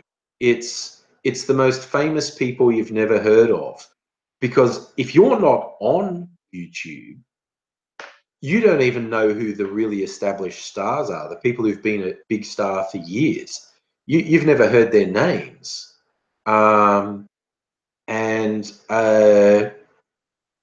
Even when you're on YouTube, it's possible to not know things. So I've heard people complain about, oh, I hate it when they say that thing about famous people you've never heard of. It's dumb, it's stupid. It's literally true. These people have millions of die-hard fans, and yet the overwhelming number of the population has never heard their name. I mean, PewDiePie broke everything. I mean, look, I've been on YouTube long enough to remember when it was a big deal that the first channel broke 1 million subscribers. That was Fred, by the by, someone who's sort of been and gone. But every now and then it's like someone is regarded as having an insurmountable lead. It's like, wow, no one else will ever have that many subscribers, but they always get overtaken by someone else. And now it is very hard to think of an independent YouTube channel having more subscribers than PewDiePie, because what's he's on like 58. I'm just looking it up. He's on 58 million subscribers now. But interestingly, the next closest one, like Justin Bieber, doesn't count because that's a music company, not new. But there's that South American channel called Hola Soy German, probably pronounces it completely different. He's Brazilian. He's next, and he's got 32 million. So he's like only half as many subscribers as PewDiePie. And that's crazy. And then to get someone else, again, not taking the music channels into thing. I don't even know the names of some of these. Is this a real channel? E pluribus OMG. I've never heard of that. They've got 26.5 million subscribers, and I've never heard of the channel. I don't even know if that's like a real channel or if that's a corporate channel. And what's this other one? Windersonen's Entertainment Channel. Again, 25 million subscribers. I've never heard of them. I don't know if that's like an independent creator channel. This is weird, Okay, there's one I recognize, Dude Perfect, which kind of started as an independent channel, but ended up being a really corporate one. He's got 24 million. Smosh has got 22 million. That's the oldest of old school. And speaking of old school, Nigahig has got 20 million. those are the like oldest of old school. You know, Markiplia's 19 million, but those numbers are just, they're borderline meaningless. Like there's such big numbers. It's crazy. Oh yeah, PewDiePie was on South Park. It was actually a pretty funny episode. They were making fun of that whole commentary video stuff, and Eric Cartman ended up being really popular just by commenting on people. He's doing like PewDiePie does commentary on video games, so Cartman was just doing commentary on school, on the life of school, and it started off like the whole episode was making fun of PewDiePie and saying PewDiePie shit, but then at the end PewDiePie came in, not an animated PewDiePie, the actual PewDiePie, and took down Cartman. It was pretty funny.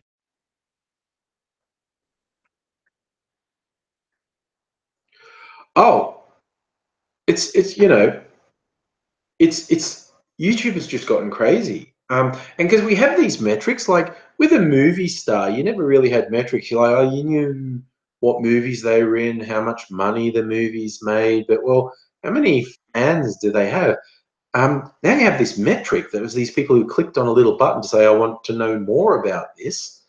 Even though subscribers is a kind of meaningless metric now, it's all about views now. And in fact, that is a fun number to look at as well. If we look at most views, like people who've had the most video views, T-Series. See, I don't even know what that is. Is that a corporate thing? Oh, see, we were talking about kids stuff before. Ryan's toy review, which is just a kid unboxing toys, as far as I know.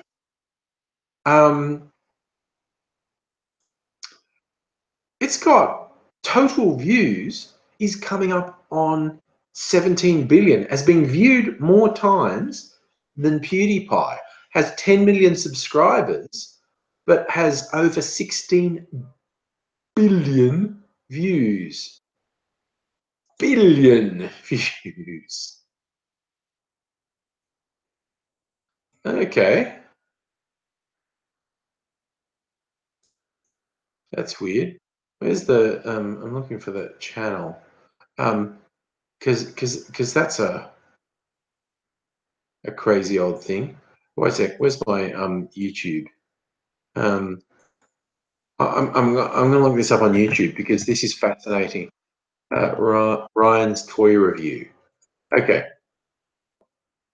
So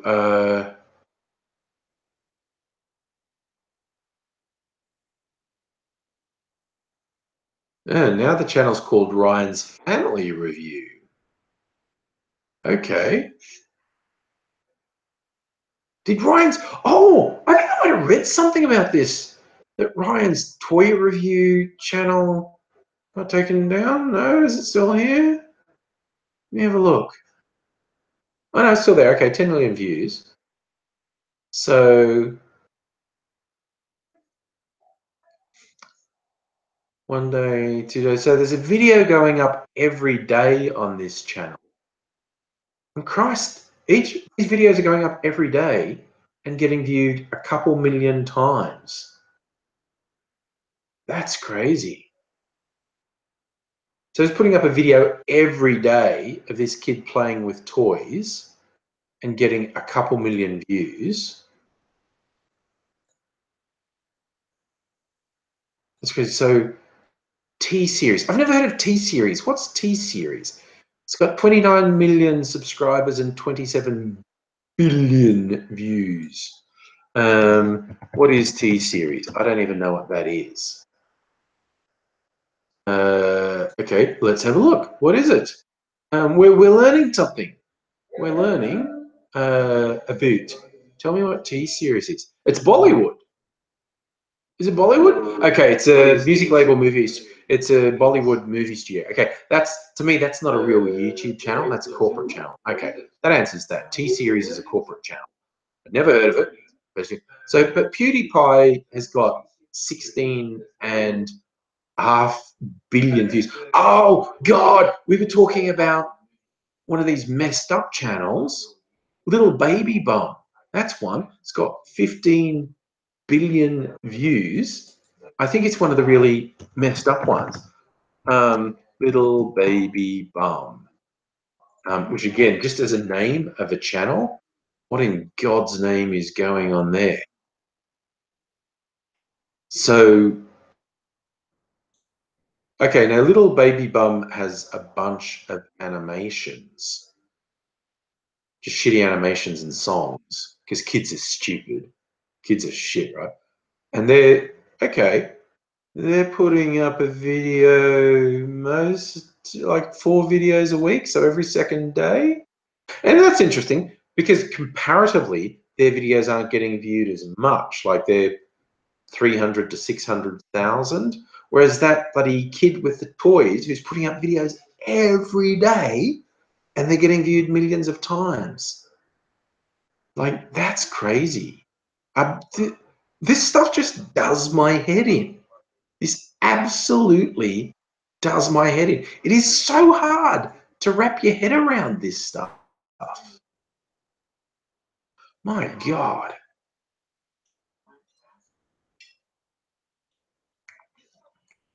Toby, good question. How popular do I want to be? I would like it if YouTube was my full-time job. I didn't have to do a day job. Oh, Frankie, popping in late thanks to daylight saving channels. Right. Oh, dear. Mr. MRA, yes, Milo is a walking contradiction. That is a good observation. Toby, if you want to start making videos, just think about something that you're really into. Because shit, one of those channels I was talking about is just a kid playing with toys and is getting millions of views a day. A day has billions of views overall. So basically, do stuff that you're into.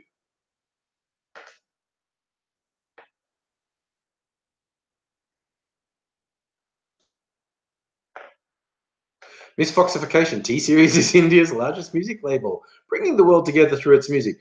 Hey, Bollywood, you know, if that's your thing, that's your thing. This is the thing. In my mind, I differentiate between corporate YouTube accounts and creator YouTube accounts. Divinium Fernum, yes, that's a fair call. Calling Milo Yiannopoulos a walking contradiction is kind and actually intellectual sounding. He's a piece of shit. He is a self-serving piece of shit who stands for nothing, has no substance, is provocative for the sake of being provocative, and is ultimately really quite boring. Hey, Mr. MRA, look, start a YouTube channel, man. Everyone's doing it. Everyone's doing it. And you have no idea what's going to be popular. You know, if it sounds like a good idea, man, do it. But yeah, if I try not to spend too much time looking at those numbers on YouTube because it can really do you in. Like, those numbers don't make sense. They're not real. They're like, wow. Mr. Foxification, him being in Parliament, like my tax money being used to host fucking Milo Yiannopoulos, I'm pretty fucking offended by that. And yet, Davinium, that fuckwit Lanholm, God, he's garbage. Like, he says he's a libertarian. He isn't. He's not a libertarian. He's a right-wing authoritarian. And he's bought and paid for by special interests. He takes money from the tobacco lobby. He takes money from the energy lobby. He's fucking bought and paid for. He's a right-wing authoritarian prick.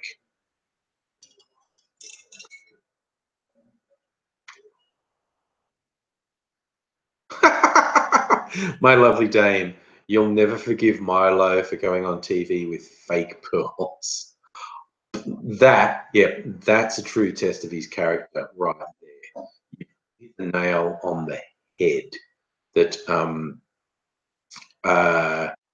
he that kind of sums him up. Going on TV wearing fake pearls. Mr. MA, hate. See, I have. See, okay, so I've done what you could call hate videos, I guess. I do commentary. I do commentary on the news and politics and news of the day and whatnot. And so I have made videos saying Milo Yiannopoulos is a piece of shit. He's a liar. He stands for nothing. He's an opportunist. He's garbage, basically. But I try not to be defined by that sort of thing as well. And yes, and Miss Foxification, I'm with you. I'm definitely not a free speech absolutist.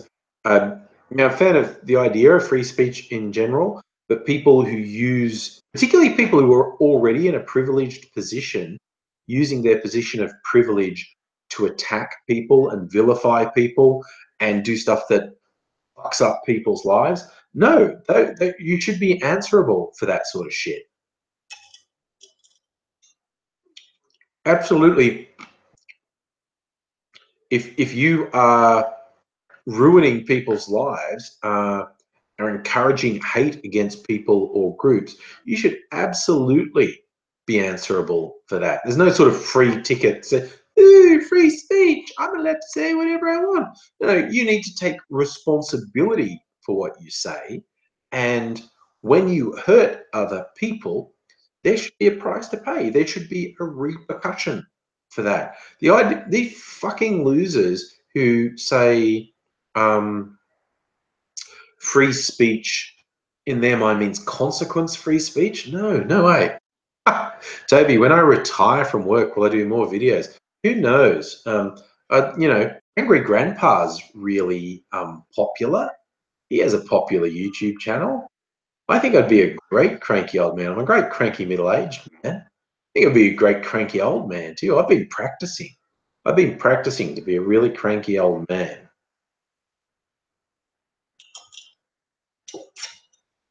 It'd be interesting, you know, this is where my mind goes sometimes. Like I've often thought if I suffered from dementia at some point, you know, with Alzheimer's or a similar degenerative brain disease, I would like to keep making videos, and I'd make videos for myself, you know, also for an audience to explain what happens with dementia, but make videos for myself so I could look at them and say, hey, this is you, this is you, this is what you really think. There are times when you won't be able to remember this. There are times when this will seem like a stranger talking, but it's you speaking to you. Joe, I am so getting into practice for you kids get off my lawn. Practicing like rounds like with computers and stuff like in the future. You kids with your brain implants. When I was young, you know, my first computer was at the processor of the computer only ran at 33 megahertz, not gigahertz, not terahertz, not ultra floppy doppy dops, 33 megahertz, and it had 4 megabytes of RAM, and it cost $2,000, and I had dial-up internet at bloody 8600 baud. It was a big increase when it went up to 14.4K. Ugh. Mr. Amare, you raise an interesting point. Where's the balance? No, it is a very interesting point. Where's the balance between not letting bullshit go unchallenged? And this is where I'm all for punching Nazis, because when your core ideology is the extermination of other people, you need to be shut the fuck down. Yeah, where is the balance between standing up against bullshit and actually giving idiots attention that they might go away? Nazis don't go away. We know from history that Nazis don't go away, that you have to fight them. But, you know, your Commodore garden variety idiot, sometimes attention is all they're after. That is actually a more than valid point, and is something that is absolutely worth discussing. Where do you strike the balance between dealing with someone and not giving a dickhead too much attention? Like, for instance, Australian media gives Pauline Hanson far too much fucking platform. Like, they should not have her on. But they do it just because she creates controversy and they think that gets them viewers. The Australian media is fucking shit for giving someone like Pauline Hanson a platform. You don't need to refute her day in, day out. Just don't give her a platform for her bullshit. But I think never stop questioning stuff like that, Mr. MRA. Never stop questioning. And I always try to keep questioning myself as well, because it's easy to fall into traps. And smiling at it. Yes, those computer specs make me sound old. The first computer I bought with my own money was a pre-Pentium computer. So yeah, pre-Windows 95, it was Windows 3.1. But yes. Divinium, I think I heard of that video. Recent video from Philosophy Tube on the philosophy of Antifa, the anti-fascist movement. I think I heard of that. You're not the only person who recommended that, so that's interesting. Mike, your first PC was a Commodore 64 and you're only 26. You must have been in a retro frame of mind to have a Commodore 64. First computer I ever played on was at school, and that was an Apple II. And I did some very base level programming, actually basic computer language programming on an Apple II. And then I messed around like with a Commodore 64, a TRS-80, which was a tape drive, which was hilarious. Cassette tape, had the computer programs on it. Amazing. Musical anyway. We'll pull our hands and go to jail for not declaring the money she got for a scuba diving trip. I don't know. That's a pretty dumb thing on her part. Celtic King, what about giving people like Corey Worthington attention? That's like giving, Paris Hilton attention, the Kardashians attention, giving people attention just for being obnoxious. Corey Worthington, Paris Hilton, the Kardashians, they're harmless compared to Pauline Hanson, Milo Yiannopoulos, the alt-right. I don't think they should be given attention, but I think they're comparatively harmless. Oh gosh, now we're talking about the Amiga 500. Yes, the Amiga was a fun one. Oh my God, wasn't Corey Worthington going to do an anniversary party? Because it was the 10-year anniversary of his party. I'll just look that up. Corey Worthington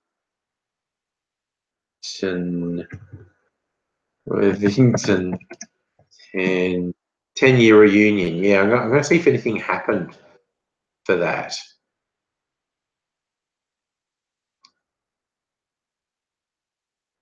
Yeah, people were talking about it in October when it was the 10-year anniversary, but I don't think it ever happened. People set up like Facebook events and whatnot, but I don't think anything ever happened. Oh,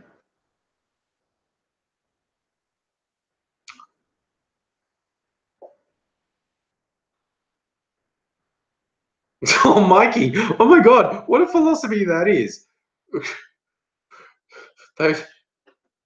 Non-celebrities, celebrities are the shit we give attention to so our lives aren't filled with sadness and hate.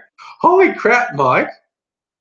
You drinking laudanum at home or something? What the hell?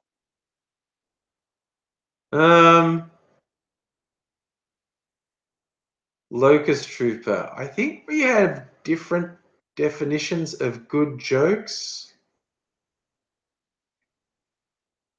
I don't. Okay, I am going to say this, even though it makes no sense. What do you call a redhead that comes out of a bar, Pauline Dyke?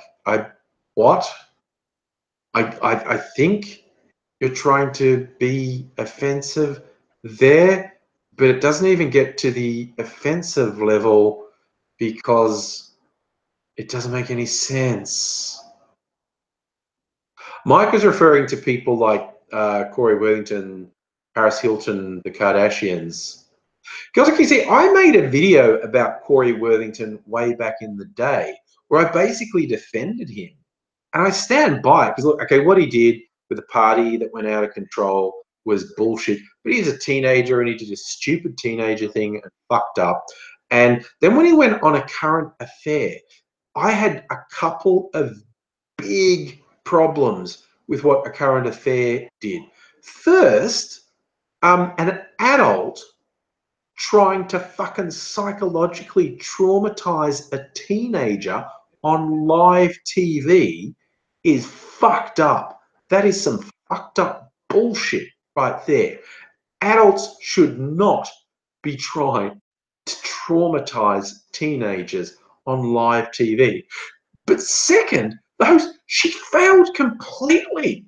Corey Worthington walked all over her. Corey Worthington made her look like a fucking idiot. Like when she said, "You should apologize to the neighbors," and he goes, "I did. I already did. I went around to all the neighbors and apologized to them." And she's going like, "Oh, why did you take your sunglasses off, Corey?" And he's going like, "No, that's my look."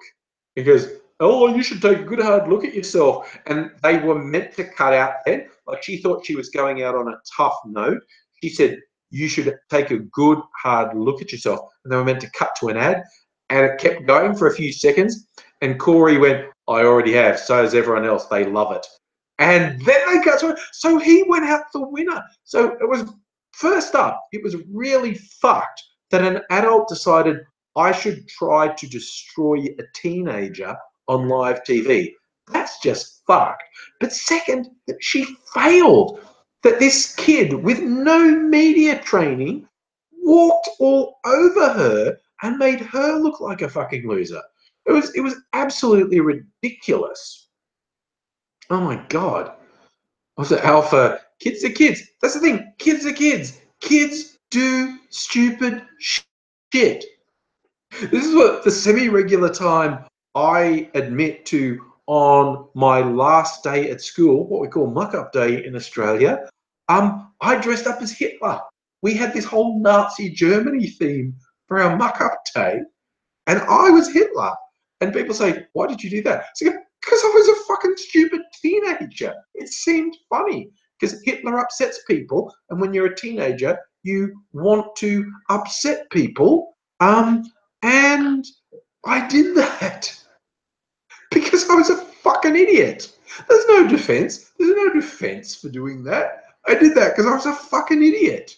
I was an ignorant, I wasn't poorly educated. I was pretty smart, but I didn't do history and I didn't have a real sense of other people. I was just trying to do something that, was wacky and out there, dress up as Hitler. Fuck. You do stupid shit when you're a teenager because you're stupid. Locust Trooper, why don't I do any video? I do videos on Turnbull. Last on the weekend. Although the video is titled about Trump. Half the time I was talking about Trump, but the other half I was talking about what a loser Turnbull is. So I did a Turnbull video just on the weekend. It's what's it called? I don't know. I think I was talking about how Trump's going to go to jail, basically. I think it was the last video I uploaded. It's called, oh yeah, the video is called Flynn to sink Trump, and MAGA equals many are getting arrested. But half of that's about Trump, and the other half's about Malcolm Turnbull being a loser and the Banking Royal Commission. So I do videos on Turnbull quite regularly. Jesus Christ, Celtic King. Okay, you dressed up as an SS soldier and punched the history department head teacher because he banned the muck-up tape. Oh my God. I don't. And you're confessing to do a handbrake turn to upset people when you're 32. Yeah, that's pretty out there. Um, oh, this is one of the few things where with my high school, I'd actually say I was proud of my classmates. Another tradition in Australia, at least when I was at school, was on the second to last day, gender swap uniforms. The guys wear girl uniforms and the girls wear guy uniforms. You just swap with someone who's the same size as you. Thank you for dropping by, lovely game. I'm going in a minute. I'm going to tell this one story, and then I'm going to switch off and go to bed. So this was a tradition, the gender swap. Anyway, and as a background, again, when I was young, oh, Mr. MRA, why would I dress up as a fascist as bad as black guys? Agree 100%, my friend. Agree 100%. There was no defense for me doing that. It was a fucking stupid thing to do. I was a fucking stupid kid. That was why I did it, because I was an idiot. No defense. There is no defense for doing that. And that's why I admit to it as well, because I've got to admit, everyone does stupid things, particularly when you're young. I think people are too harsh on kids, teenagers who do stupid things. You're just exploring the world and you're getting up in people's face and you're expressing yourself and you regularly do stupid things. But anyway, okay, so school, while we're on this topic, in Australia, the principal runs the school. The deputy principal, at least when I was at school, was kind of the enforcer. The principal kind of got to be the good guy, and the deputy principal was like the bad guy. The deputy principal was the rule enforcer, the tough one. And when I was in year 12, we're at the end of the year, the deputy principal was on holidays. So this other guy, he was actually a music teacher, the music master, was the acting deputy. And I think it went to his head a bit, power. And so we were at the assembly on the second last day, and only a really small number of our year had done the uniform swap, the gender swap uniform. I hadn't, and I don't know, a dozen or so people had gender swap uniforms, and we're on the school assembly, the whole school's there, and the deputy principal, acting deputy principal, makes this big scene about how that's unacceptable. Mind you, a thing that happened every year, and he said it's unacceptable, and he said, you have to get off the assembly. You go, get changed, get out of here, leave now. I mean now, get out. And they were like, what? What? And so these few people who had done the gender swap thing left the assembly because he told him to. And the rest of us, this was like 80% of my year, was still there. And we were like, what's he doing? And we just looked at each other, and no one even said anything. We just looked at each other and went, this is bullshit, isn't it? Are we putting up with this? This is bullshit. And we just, almost without a word, we all walked off the assembly. And we just went, no, you're sending them off the assembly? We're all leaving. And we walked off, and we had a common room, and we went back there, and we were just basically talking revolution, like, fuck this guy. What the fuck is he doing? This is bullshit. And we were like, fuck this. Let's just leave school. Let's go to the pub. Fuck this guy. Fuck off. And so at that point, the prefects realized that revolution was a brewing, and they ran down to the principal and said, oh, the acting deputy just fucked up big time, because literally everyone up in the common room now is swapping uniforms. Everyone's doing the gender swap, and they are basically preaching revolution, and they're going to walk out. He really fucked up. He should not have done that. And the principal just went, yeah, he shouldn't have done that. That was dumb. Just tell everyone it's cool. No one has to leave the assembly. No one has to leave the school. Okay. And that was like about the only time I would say I was proud my year. But I thought they did good. But that brings us to the end. And yes, the brief answer to the question, no, that's not Milo Yiannopoulos. That's Matt Smith, Doctor Who, regenerating. And it's light-sensitive ink. So this bit around here, if I go out in the sunshine and then go inside, this all glows. It's his regeneration energy. So that's it.